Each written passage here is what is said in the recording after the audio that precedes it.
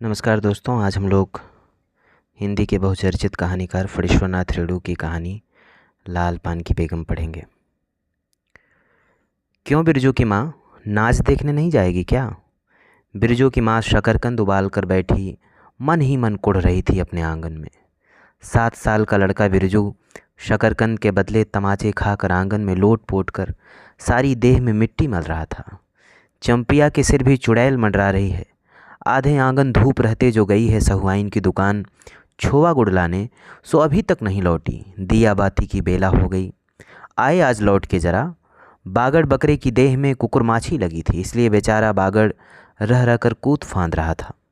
बिरजू की माँ बागड़ पर गुस्सा उतारने का बहाना ढूंढ कर निकल चुकी थी। पिछवाड़े की मिर्च की फूली गाछ बागड़ के सिवा और किसने कलेवा किया होगा। बागड़ को मारने के लिए वह मिट्टी का छोटा ढेला उठा चुकी थी कि पड़ोसन मखनी फुआ की पुकार सुनाई पड़ी। क्यों बिरजू की माँ नाच देखने नहीं जाएगी क्या?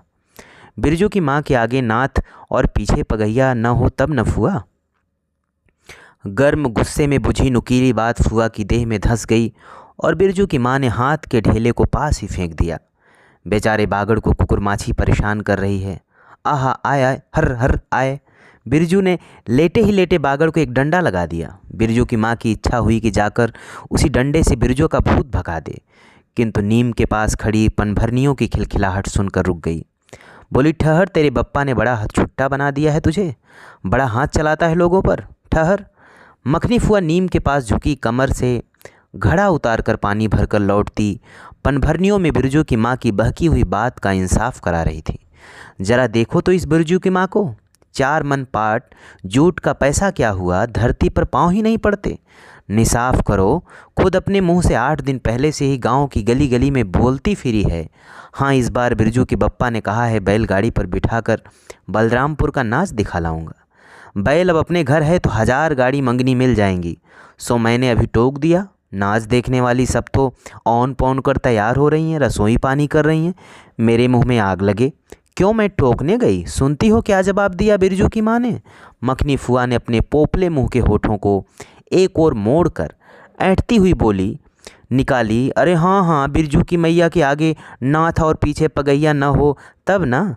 जंगी की पतोहू बिरजू की माँ से नहीं डरती, वह जरा खोल कर ही कहती है, फुआ, सर्वे सित्तल मिट्टी सर्वे सेटलमेंट के हाकिम के बासा पर फूल छाप किनारी वाली साड़ी पहन के तू भी भंटा की भेंटी चढ़ाती तो तुम्हारे नाम से भी 2-3 बीघा धनहर जमीन का पर्चा जाता। फिर तुम्हारे घर भी आज 10 मन सोना बंगपाट होता, जोड़ा बैल खरीदता, फिर आगे नाथ और पीछे सैकड़ों पगहिया झूलती। जंगी की पतोहू मुंहजोर है, रेलवे स्टेशन के पास की लड़की है, 3 ही महीने हुए गौने की नई बहू होकर आई है और सारे कुर्मी टोली की सभी झगड़ालू सासों से एक आध मोर्चा ले चुकी है। उसका ससुर जंगी दागी चोर है, सेड़ किलासी है, उसका खसम रंगी कुर्मा टोली का नामी लठैत, इसलिए हमेशा सींग घुमाती फिरती है जंगी की पतोहू। बिरजू की माँ के आंगन में जंगी की पतोहू की गला खोल बोली गुलेल की गोलियों की तरह दंदनाती हुई आई थी। बिरजू की माँ ने एक तीखा जवाब खोज कर निकाला, लेकिन मन महसूस कर रह गई।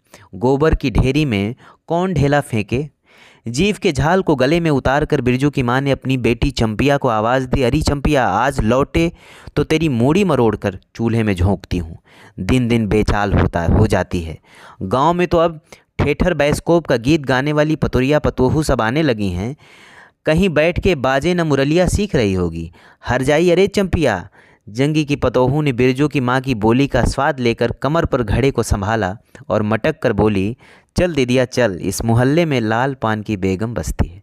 नहीं जानती दोपहर दिन और चौपहर रात बिजली की बत्ती भग भग कर जलती है। भग भग बिजली बत्ती की बात सुनकर न जाने क्यों सभी खिलखिलाकर हंस पड़ी। फुआ की टूटी हुई दंत पंक्तियों के बीच से एक मीठी गाली निकली, शैतान की नानी। बिरजू की माँ की आंखों पर मानो किसी ने तेज टार्च की रोशनी डालकर चौंधिया दिया।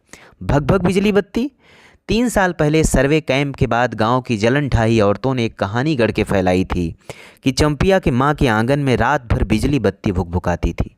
चंपिया के माँ के आंगन में नाक वाले जूते की छाप घोड़े की टाप की तरह जलो जलो और जलो। चंपिया की माँ के आंगन में चांदी जैसे पाट सूखते देखकर जलने वाली सब औरतें खलिहान पर सोनोली धान के बोझों को देखकर बैंगन की भुरता हो जाएंगी। मिट्टी के बर्तन से टपकते हुए छोआ गुड़ को उंगलियों से चाटती हुई चंपिया आई और माँ के तमाचे खाकर चीख पड़ी, मुझे क्यों मारती हैं? सहुआइन जल्दी से सौदा नहीं देती हैं? सहुआइन जल्दी सौदा नहीं देती कि नानी? एक सहुआइन की दुकान पर मोती झरते हैं जो जड़ गाड़ कर बैठी हुई थी। बोल, गले पर लात देकर कल्ला तोड़ दूंगी हरजाई, जो फिर कभी बाजे न मुरलिया गाते सुना। चाल सीखने जाती है ट्यूशन की छोकरियों से। बिरजू की माँ ने चुप होकर अपनी आवाज़ अंदाजी की। उसकी बात जंगी के झोपड़े तक साफ साफ पहुँच गई होगी। बिरजू बीती हुई बातों को भूल कर उठ खड़ा हुआ था और धूल झाड़ते हुए बर्तन से टपकते गुड़ को ललचाई निगाह से देखने लगा। दीदी के साथ वह भी दुकान जाता तो दीदी उसे भी गुड़ चटाती। जरूर वह शकरकंद के लोभ में रहा और मांगने पर माँ ने शकरकंद के बदले, ए मैया एक अंगुली गुड़ दे दे। बिरजू ने तलहथी फैलाई, देना मैया एक रत्ती भर। एक रत्ती क्यों? उठा के बर्तन क्यों को फेंक आती हूँ, पिछवाड़े में जाके चाटना। नहीं बनेगी मीठी रोटी, मीठी रोटी खाने का मुंह होता है। बिरजू की माँ ने उबले शकरकंद का सूप रोती हुई चंपिया के सामने रखते हुए कहा, बैठ के छिलके उतार, नहीं तो अभी। 10 साल की चंपिया जानती है कि शकरकंद छीलते समय कम से कम 12 बार माँ उसे बाल पकड़कर झकझोरेगी, छोटी छोटी खोट निकालकर गालियाँ देगी। पाँव फैला के क्यों बैठी है उस तरह बेलज्जी? चंपिया माँ के गुस्से को जानती है। बिरजू ने इस मौके पर थोड़ी सी खुशामद करके, देखा मैया मैं भी बैठकर शकरकंद छीलूं? नहीं, माँ ने झिड़की दी। एक शकरकंद छीलेगा और 3 पेट में। जाके सिद्धू की बहू से कहो 1 घंटे के लिए कड़ाही मांग कर ले गई तो फिर लौटाने का नाम नहीं। जा जल्दी।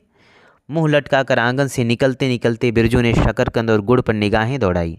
चंपिया ने अपने झबरे केश की ओट से माँ की ओर देखा और नज़र बचाकर चुपके से बिरजू की ओर एक शकरकंद फेंक दिया। बिरजू भागा। सूरज भगवान डूब गए, दिया बत्ती की बेला हो गई, अभी तक गाड़ी? चंपिया बीच में ही बोल उठी, कोयरी टोले में किसी ने गाड़ी नहीं दी मैया।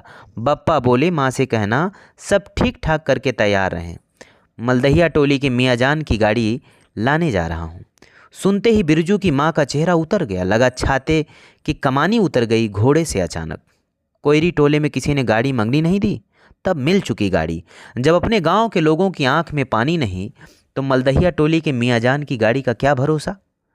न 3 में न 13 में क्या होगा, शकरकंद छील कर रख दे उठा के। यह मर्द नाच दिखाएगा? बैलगाड़ी पर चढ़कर नाच दिखाने ले जाएगा? चढ़ चुकी बैलगाड़ी पर, देख चुकी जी भर नाच। पैदल जाने वाली सब पहुंचकर पुरानी हो चुकी होंगी।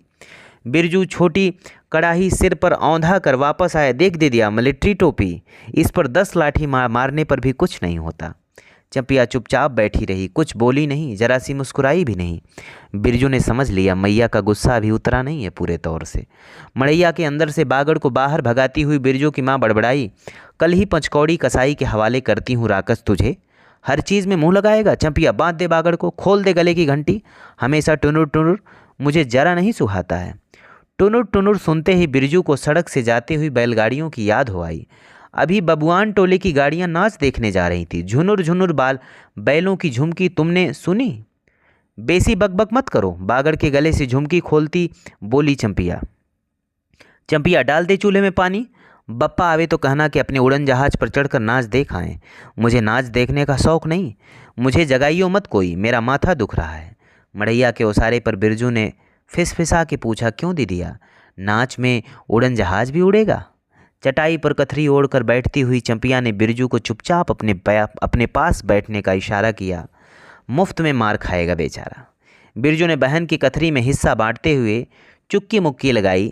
जाड़े के समय इस तरह घुटने पर ठुड्डी रखकर चुक्की मुक्की लगाना सीख चुका है वह। उसने चंपिया के कान के पास मुंह ले जाकर कहा, हम लोग नाच देखने नहीं जाएंगे, गांव में एक पंछी भी नहीं है, सब चले गए। चंपिया को तिल भर भी भरोसा नहीं। संझा तारा डूब रहा है, बप्पा अभी तक गाड़ी लेकर नहीं आए। 1 महीना पहले ही मैया कहती थी कि बलरामपुर के नाच के दिन मीठी रोटी बनेगी, चंपिया छीट की साड़ी पहनेगी, बिरजू पैंट पहनेगा। बैलगाड़ी पर चढ़कर चंपिया की भीगी पलकों पर एक बूंद आंसू आ गया। बिरजू का भी दिल भर आया। उसने मन ही मन में इमली पर रहने वाले जिन बाबा को एक बैंगन कबूला। गाछ का सबसे पहला बैंगन उसने खुद जिस पौधे को रोपा है, जल्दी से गाड़ी लेकर बप्पा को भेज दो जिन बाबा। मड़ैया के अंदर बिरजू की माँ चटाई पर पड़ी करवटें ले रही थी। पहले से किसी बात का मंसूबा नहीं बांधना चाहिए किसी को। भगवान ने मंसूबा तोड़ दिया। उसको सबसे पहले भगवान से पूछना है, यह किस चूक का फल दे रहे हो भोले बाबा?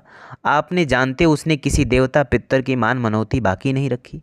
सर्वे के समय जमीन के लिए जितनी मनौतियाँ की थी ठीक ही तो महावीर जी का रोड तो बाकी ही है।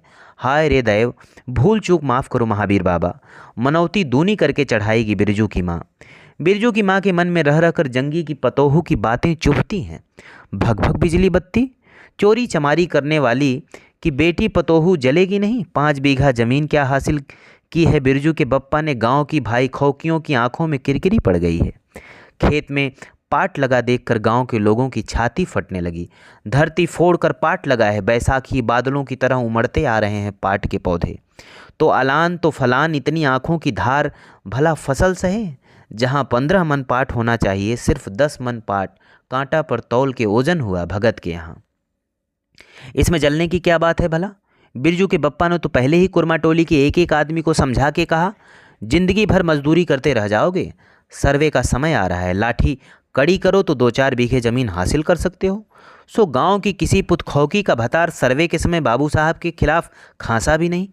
बिरजू के बप्पा को कम सहना पड़ा है। बाबू साहब गुस्से से सर्कस नाच के बाघ की तरह हुमड़ते रह गए। उनका बड़ा बेटा घर में आग लगाने की धमकी देकर गया। आखिर बाबू साहब ने अपने सबसे छोटे लड़के को भेजा। बिरजू की माँ को मौसी कहकर पुकारा, यह ज़मीन बाबूजी ने मेरे नाम से खरीदी थी, मेरी पढ़ाई लिखाई इसी ज़मीन की उपज से चलती है। और भी कितनी बातें खूब मोहना जानता है, उतना जरा सा लड़का जमींदार का बेटा है कि। चंपिया, बिरजू सो गया क्या? यहाँ आजा बिरजू अंदर, तू भी आजा चंपिया, भला आदमी आए तो एक बार आज। बिरजू के साथ चंपिया अंदर चली गई। ढिबरी बुझा दे, बप्पा बुलाएं तो जवाब मत देना, खपच्ची गिरा दे। भला आदमी रे भला आदमी, मुंह देखो जरा इस मर्द का। बिरजू की माँ दिन रात मंझा न देती रहती तो ले चुके थे ज़मीन। रोज़ आकर माथा पकड़ के बैठ जाएं, मुझे ज़मीन नहीं लेनी है बिरजू की माँ, मजूरी ही अच्छी। जवाब देती थी बिरजू की माँ, खूब सोच समझ के छोड़ दो, जब तुम्हारा कलेजा ही स्थिर नहीं होता है तो क्या होगा? जोरू ज़मीन जोर के, नहीं तो किसी और के। बिरजू के बाप पर बहुत तेज़ी से गुस्सा चढ़ता है, चढ़ता ही जाता है। बिरजू की माँ का भाग ही खराब है जो ऐसा गोबर गणेश घर वाला उसे मिला। कौन सा शौक मौज दिया है उसके मर्द ने, कोल्हू के बैल की तरह खट कर सारी उम्र काट दी। इसके यहाँ कभी 1 पैसे की जलेबी लाकर दी है उसके खसम ने? पाट का दाम भगत के यहाँ से लेकर बाहर ही बाहर बैल हट्टा चले गए। बिरजू की माँ को एक बार नमरी लोट दिखने भी नहीं दिया आंखों से। बैल खरीद लाए, उसी दिन गांव में ढिढोरा पीटने लगे। बिरजू की माँ इस बार बैलगाड़ी पर चढ़कर जाएगी नाच देखने, दूसरे की गाड़ी के भरोसे नाच दिखाएगा। अंत में उसे अपने आप पर क्रोध हो आया, वह खुद भी कुछ कम नहीं, उसकी जीभ में आग लगे। बैलगाड़ी पर चढ़कर नाच देखने की लालसा किस कुसमय में उसके मुंह से निकली थी भगवान जाने। फिर आज सुबह से दोपहर तक किसी न किसी बहाने उसने 18 बार बैलगाड़ी पर नाच देखने की चर्चा छेड़ी है। लो देखो, खूब देखो नाच, कथरी के नीचे दुशाले का सपना।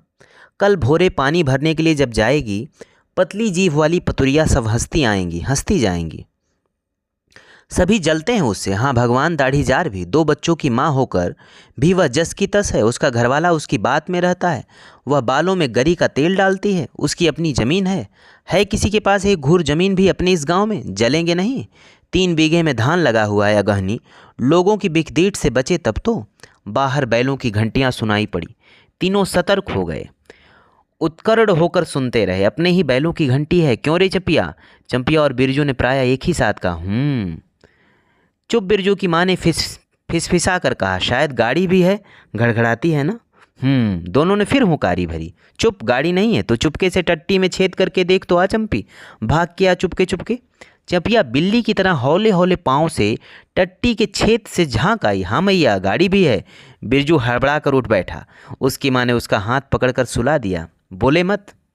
चंपिया भी गुदड़ी के नीचे घुस गई। बाहर बैलगाड़ी खोलने की आवाज़ हुई। बिरजू के बाप ने बैलों को जोर से डांटा, हाँ हाँ आ गए घर। घर आने के लिए छाती फटी जाती थी। बिरजू की माँ ताड़ गई, जरूर मलधैया टोली में गांजे की चिलम चढ़ रही थी, आवाज़ तो बड़ी खनखनाती हुई निकल रही है। चंपिया, बाहर से पुकार कर कहा उसके बाप ने, बैलों को घास दे दे चंपिया। अंदर से कोई जवाब नहीं आया। चंपिया के बाप ने आंगन में आकर देखा तो न रोशनी, न चिराग, न चूल्हे में आग। बात क्या है? नाच देखने उतावली होकर पैदल ही चली गई क्या? बिरजू के गले में खसखसाहट हुई। उसने रोकने की पूरी कोशिश भी की, लेकिन खांसी जब शुरू हुई तो पूरे 5 मिनट तक वह खांसता रहा। बिरजू, बेटा बिरज मोहन, बिरजू के बाप ने पुचकार कर बुलाया। मैया गुस्से के मारे सो गई क्या? अरे अभी तो लोग जा ही रहे हैं। बिरजू की माँ के मन में आया कि कसकर जवाब दे, नहीं देखना है नाच, लौटा दो गाड़ी। चंपिया, उठती क्यों नहीं? ले धान की पच्चीस रख दे। धान की बालियों का छोटा झब्बा झोपड़े के ओसारे पर रख कर उसने कहा, दिया बालो। बिरजू की माँ उठकर ओसारे पर आई। 1.5 पहर रात को गाड़ी लाने की क्या ज़रूरत थी? नाच तो अब खत्म हो रहा होगा। ढिबरी की रोशनी में धान की बालियों का रंग देखते ही बिरजू की माँ के मन का सब मैल दूर हो गया। धानी रंग उसकी आंखों से उतर कर रोम रोम में घुल गया। नाच अभी शुरू भी नहीं हुआ होगा। अभी अभी बलरामपुर के बाबू की कंपनी गाड़ी मोहनपुर होटल बंगला के हाकिम साहब को लाने गई है। इस साल आखिरी नाच है। 25 टट्टी में खोस दे। अपने खेत का है। अपने खेत का? हुलसती हुई बिरजू की माँ ने पूछा, पक गए धान? नहीं, 10 दिन में अगहन चढ़ते चढ़ते लाल होकर झुक जाएंगी सारे खेत की बालियाँ। मलदहिया टोली पर जा रहा था। अपने खेत में धान देखकर आंखें जुड़ा गईं। सच कहता हूँ, 25 तोड़ते समय उंगलियां कांप रही थी मेरी। बिरजू ने धान की एक बाली से एक धान लेकर मुंह में डाल लिया और उसकी माँ ने एक हल्की डांट दी, कैसा लुक्कड़ है तू रे? इन दुश्मनों के मारे कोई नेम धर्म बचे? क्या हुआ, डांटती क्यों है? नवान्न के पहले ही नया धान जुठा दिया, देखते नहीं? अरे इन लोगों का सब कुछ माफ़ है। चिरई चुरमुन है ये लोग। दोनों के मुंह में नवान्न के पहले नया अन्न न पड़े। इसके बाद चंपिया ने भी धान की बाली से 2 धान लेकर दांतों तले दबाए। ओ मैया, इतना मीठा चावल और गमकता भी है ना दीदिया? बिरजू ने फिर मुंह में धान लिया। रोटी पोटी तैयार कर चुकी क्या? बिरजू के बाप ने मुस्कुरा कर पूछा। नहीं, मान भरे सुर में बोली बिरजू की माँ। जाने का ठीक ठिकाना नहीं और रोटी बनाती? वाह, खूब हो तुम लोग। जिसके पास बैल हैं उसे गाड़ी मंगनी नहीं मिलेगी भला? गाड़ी वालों को भी कभी बैल की ज़रूरत होगी, पूछूंगा तब कोयरी टोला वालों से। ले जल्दी से रोटी बना ले, देर नहीं होगी। अरे टोकरी भर रोटी तो तू पलक मारते बना देती है। 5 रोटियां बनाने में कितनी देर लगेगी? अब बिरजू की माँ के होठों पर मुस्कुराहट खुलकर खिलने लगी। उसने नज़र बचाकर देखा, बिरजू का बप्पा उसकी ओर एकटक निहार रहा है। चंपिया और बिरजू न होते तो मन की बात हंसकर खोलने में देर न लगती। चंपिया और बिरजू ने एक दूसरे को देखा और खुशी से उनके चेहरे जगमगा उठे। मैया बेकार गुस्सा कर रही थी ना? चंपी, जरा घैलसार में खड़ी होकर मखनी फुआ को आवाज़ दे तो। ए फुआ, सुनती हो फुआ, मैया बुला रही है। फुआ ने कोई जवाब नहीं दिया, किंतु उसकी बड़बड़ाहट स्पष्ट सुनाई पड़ी। हाँ, अब फुआ को क्यों गुहारती है?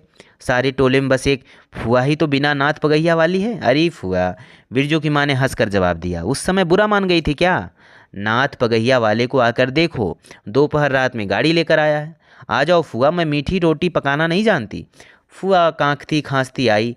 इसी के घड़ी पहर दिन रहते ही पूछ रही थी कि नाच देखने जाएगी क्या? कहती तो मैं पहले से ही अपनी अंगीठी यहाँ सुलगा जाती।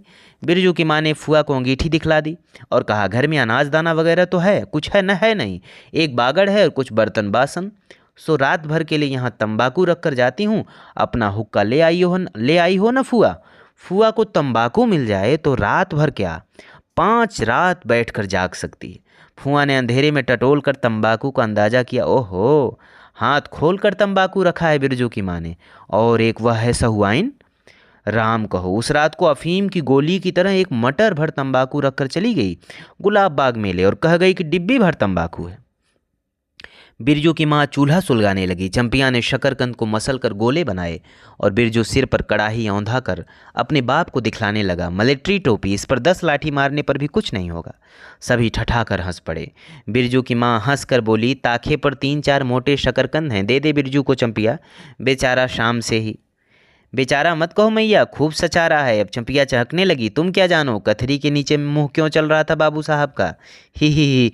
बिरजू के टूटे दूध के दांतों की फांक से बोली निकली, ब्लैक मार्टिन में 5 शकरकंद खा लिया। हा हा। सभी फिर ठठाकर हंस पड़े। बिरजू की माँ ने फुआ का मन रखने के लिए पूछा, एक कनवा गुड़ है, आधा दूं फुआ? फुआ ने गदगद होकर कहा, अरे शकरकंद तो खुद मीठा होता है, उतना क्यों डालेगी? जब तक दोनों बैल दाना घास खाकर एक दूसरे की देह को जीभ से चाटें, बिरजू की माँ तैयार हो गई। चंपिया ने छींट की साड़ी पहनी और बिरजू बटन के अभाव में पैंट पर पटसन की डोरी बंधवाने लगा। बिरजू के माँ ने आंगन से निकल गांव की ओर कान लगाकर सुनने की चेष्टा की। ओह, इतनी देर तक भला पैदल जाने वाले रुके रहेंगे? पूर्णिमा का चांद सिर पर आ गया है। बिरजू की माँ ने असली रूपा का मंगटिक्का पहनाया आज पहली बार। बिरजू के बप्पा को हो क्या गया है? गाड़ी जोतता क्यों नहीं है? मुंह की ओर एकटक देख रहा है मानो नाच की लाल पान की। गाड़ी पर बैठते ही बिरजू की माँ की देह में एक अजीब गुदगुदी होने लगी। उसने बांस की बल्ली को पकड़कर कहा, गाड़ी पर अभी बहुत जगह है, जरा दाहिने सड़क से गाड़ी हाँकना। बैल जब दौड़ने लगे और पहिया जब चूं चूं करके घरघराने लगा तो बिरजू से नहीं रहा गया। उड़न जहाज की तरह उड़ाओ बप्पा। गाड़ी जंगी के पिछवाड़े पहुंची। बिरजू की माँ ने कहा, जरा जंगी से पूछो ना, उसकी पतोहू नाच देखने चली गई क्या? गाड़ी के रुकते ही जंगी के झोपड़े से आती हुई रोने की आवाज़ स्पष्ट हो गई। बिरजू के बप्पा ने पूछा, अरे जंगी भाई, काहे कन्न रोहट हो रहा है आंगन में? जंगी घूर ताप रहा था। बोला, क्या पूछते हो रंगी? बलरामपुर से लौटा नहीं, पुतोहिया नाच देखने कैसे जाए? आसरा देखते देखते उधर गांव की सभी औरतें चली गई। अरे टीशन वाली, तू रोती है कहाँ है? बिरजू की माँ ने पुकार कर कहा, आ झट से कपड़ा पहनकर, सारी गाड़ी पड़ी हुई है बेचारी, आ जल्दी।